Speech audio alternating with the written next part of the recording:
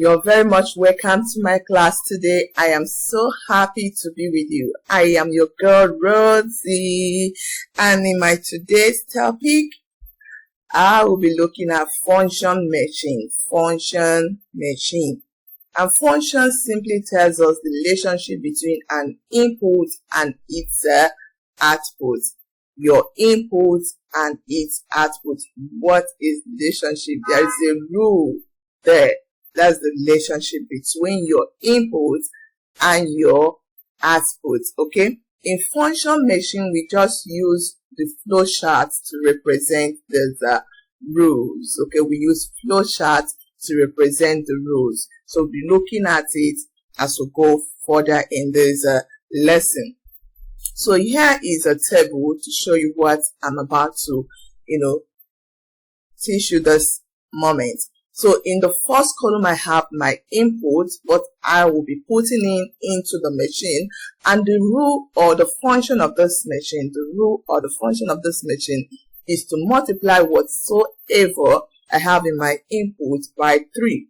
Okay, and when that is done, I will get the output. So my first input here is 2, and I multiply it by the rule, which is 3. And then I will get the output to be what? 6. So the second is 3 multiplied by 3. I will get my output to be what? 9. Next, I have 5 multiplied by 3, and the output is what? 15. Next, I have 7 multiplied by 3. The output is 21. Next, I have 10 multiplied by 3. The output is 30. Next, I have 20. I believe you can do this one now. Just multiply by 3. And what is your output? Very good. 60 is the output. So that is it in this tabular form. So let's go to function itself. So I have my f of x equals 2x. Okay. Here, f is the function name. F is the function name. You can use any letter you prefer. You can use G, you can use A, you can use H, you can use any letter, but here I'm using F as my function name. The input here is the variable in the brackets. Okay. The variable in the bracket is my input, which is x there, and then my output is the 2x after the equal sign, and that is my output. So this reads that f of x equals x doubled, meaning that if my input is 1, all I need is to multiply 1 by 2. And then I'll get my output, which is 2. If my input is 4, all I need to do is to multiply it by 2. And I'll get my output to be what? 8. Is that clear? So let's go to function machine now, the flow diagram.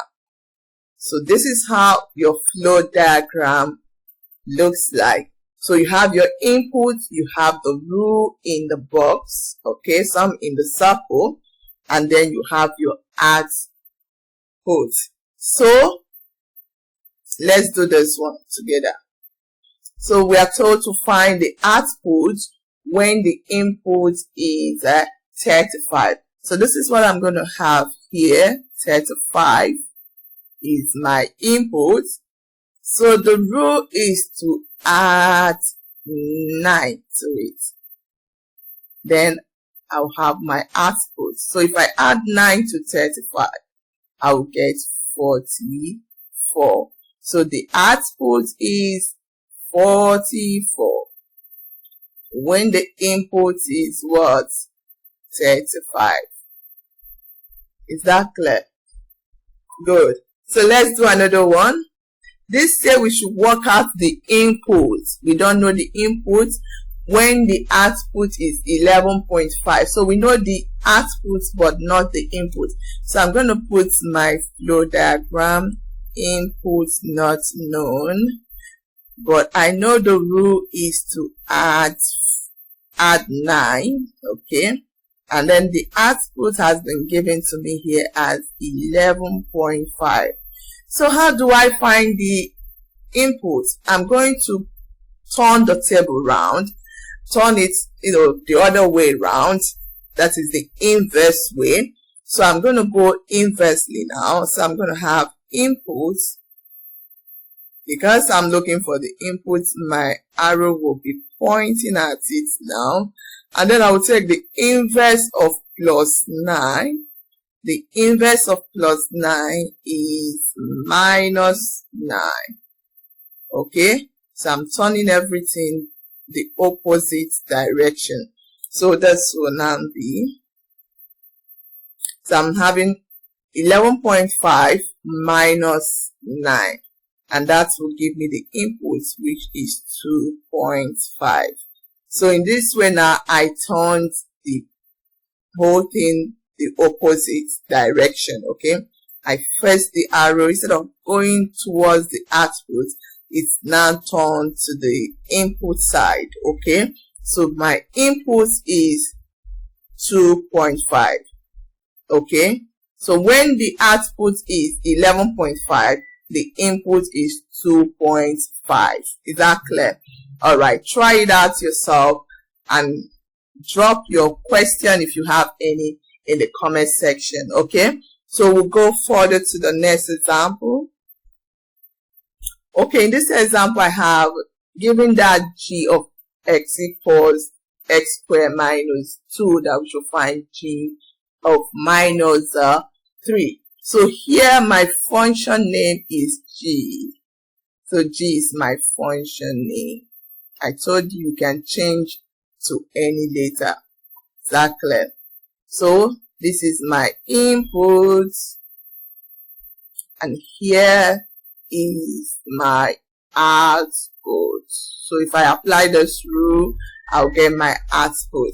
So let's do it. We have g of minus 3. That's the input now is minus 3. And that means I'm going to take the square of minus 3 and take 2 away from it. So what is the square of minus 3 is 9. If I take 2 away from 9, I will get 7. So when the input is minus 3, the output of this function is what? Is 7. Is that clear? Alright, so try your own example and then drop your answer or question in the comment section below.